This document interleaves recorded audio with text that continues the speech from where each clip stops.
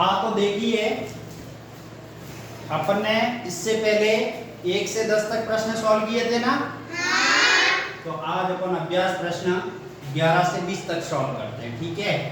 11वां प्रश्न दे रखा है अपने को।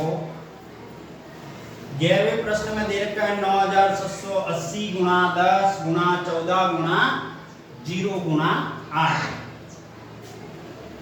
तो ऐसे प्रश्न में किसी भी संख्या को अगर अपन 0 से गुणा करेंगे तो वो संख्या क्या हो जाएगी? 0 हो जाती है। क्या हो जाती है? 0।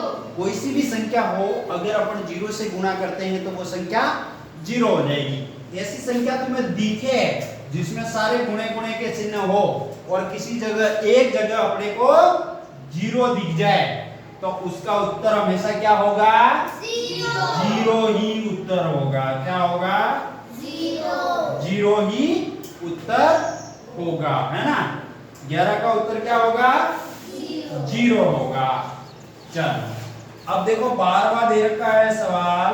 12 नंबर, 1 से 50 के बीच कितनी अभाज्य संख्याएं आती है? 15। कौन कौन सी देखते हैं? एक तो आ गई 2, उसके बाद 3, उसके बाद 5, फिर कौन है? 7, फिर कौन है? 11, फिर 13, फिर 17, फिर 19, वेरी गुड, फिर 23 आ गई। उसके बाद 29, 23 के बाद सीधी 29 आ गई। चलो ठीक है। उसके 31, 35, 37, शाबाश। 39 आ गई। क्यों 39 में भाग नहीं जाता है क्या? 3 का जाता है ना। तो फिर 39 क्यों बोल रहे हो? 39 नहीं हो सकती, है ना। फिर कौन सी होगी? 41। उसके आगे 43, आगे 47 हो गई। सारी की सारी अभाज्य संख्या। अब इनको गिन लेते। 1 2 3 4 5 6 7 8 9 10 11 12 13 14। कितनी अभाज्य संख्या होती है टोटल?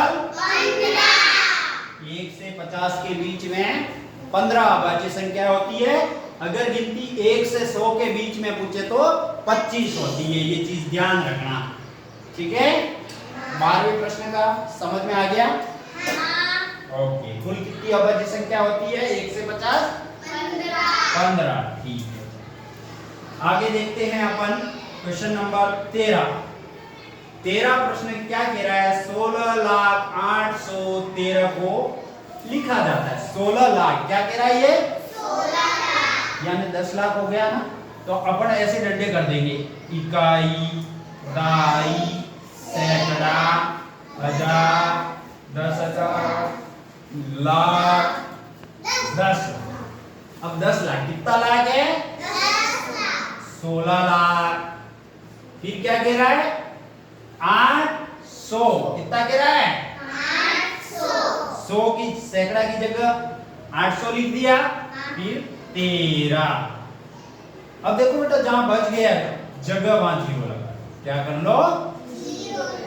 अब हो गया ना 16,08,13 हो गया। अच्छे से समझ में आ गया तुम्हें? तो अपने को नहीं समझ में आए तो पहले ऐसे डंडे खींच लें, उसके बाद उनके नीचे व्यवस्थित प्रश्न को उत्तर को लिखना है ना, कि वो क्या पूछ रहा है। चलो कौन सा हो गया? 13 नंबर हो गया। अब क्या कह रहा है? 14 नंबर क्वेश्चन।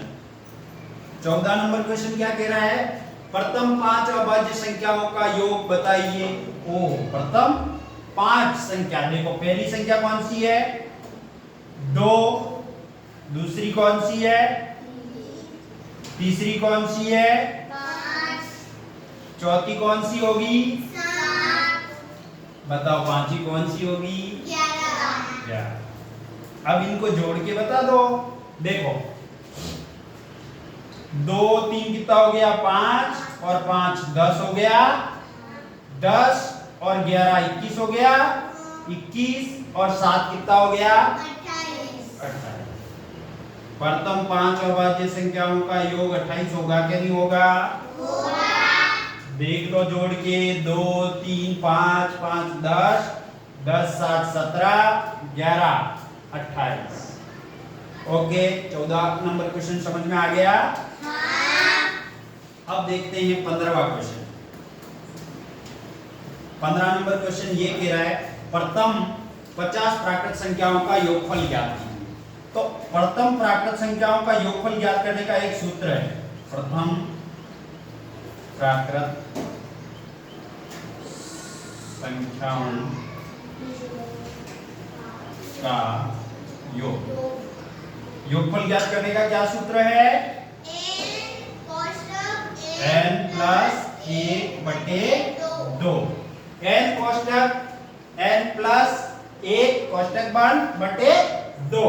तो अपने को क्या पूछा है उसने? 50 तक की संख्या है। कहां तक की पूछी है? 50। n मतलब आ गया 50, 50 हो गया ना n। ठीक है, चलो अपन इसको सॉल्व करते हैं। 50 गुणा 51 हो जाएगा, 50 गुणा 51 कर दिया, बट्टे में कितना आ जाएगा? 2। ठीक है, 2 के पाड़े से 2 एक बार कट गया और ये कितनी बार कट जाएगा? 25 बार। 25 गुणा 51 कर दो, कितना आ जाएगा? कितना आएगा करके देखो। कर रखा है कि नहीं कर रखा है? चलो मैं बता देता हूं, इधर देखो 51 है और 25 से गुणा करना है। 5 एकम 5, 5 पाँचों 25, फिर गुणे का चिन्ह, 2 एकम 2, 2 पंजे 10, 1275। कितना आ जाएगा? 1275।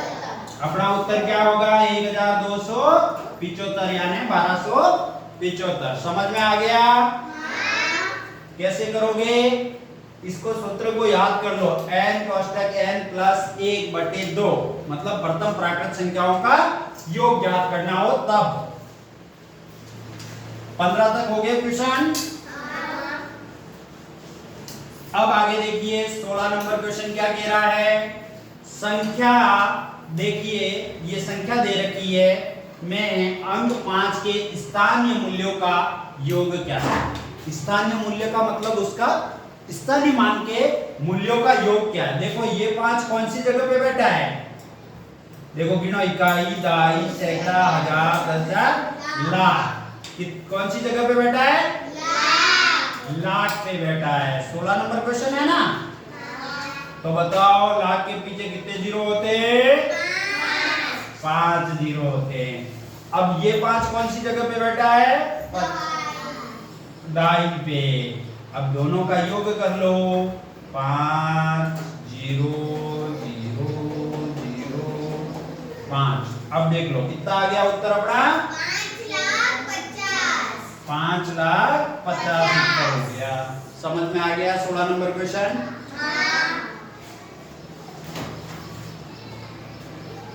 अब 17 नंबर क्वेश्चन को देखिए, सबसे छोटी अभाज्य संख्या क्या है? सबसे छोटी अभाज्य संख्या होती है बेटा 2 होती है। कौन सी होती है? 2। 17 नंबर क्वेश्चन कह रहा है सबसे छोटी अभाज्य संख्या, सबसे छोटी अभाज्य संख्या है 2, जो एकमात्र सम अभाज्य संख्या है। कौन सी है? सम अभाज्य संख्या है। ओके, एक अभाज्य संख्या के कितने गुणनखंड हो सकते हैं? बहुत इंपॉर्टेंट क्वेश्चन है, समझना। कोई एक अभाज्य संख्या है, उसके गुणनखंड करोगे तो तुम हमेशा कितने गुणनखंड होंगे? 2 ही होंगे। 2 कौन से? एक तो वो स्वयं और एक होगा, है ना?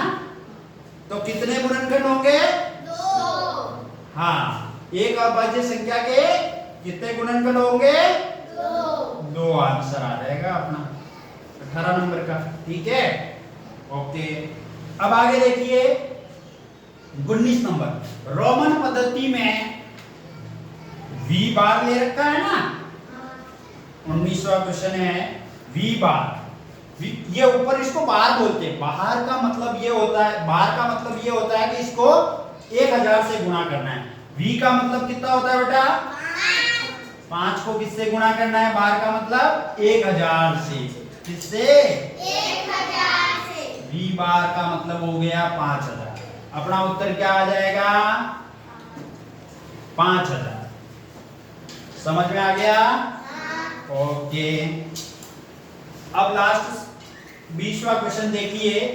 सभी अंकों 4, 2, 0, 7 के प्रयोग से बनने वाली 4 अंक की सबसे बड़ी व सबसे छोटी संख्या में अंतर बताना है अपने को। ये प्रश्न अभी पिछले पेपर में पूछा जा चुका है, ठीक है। देखिए बड़ी संख्या कैसे बनाएंगे? पहले सबसे बड़ा लेंगे, है ना? तभी बड़ी बढ़ेगी ना।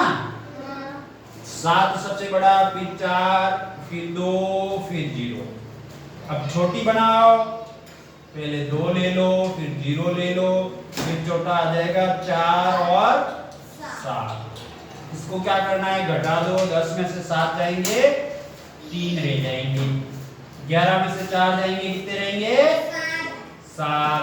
3 के 3, 5300 कितने आ जाएंगे? 73। ओके, 20 क्वेश्चन आपको अच्छे से समझ में आए होंगे और इनकी घर पे अच्छे से प्रैक्टिस भी करनी है बार बार, ठीक है।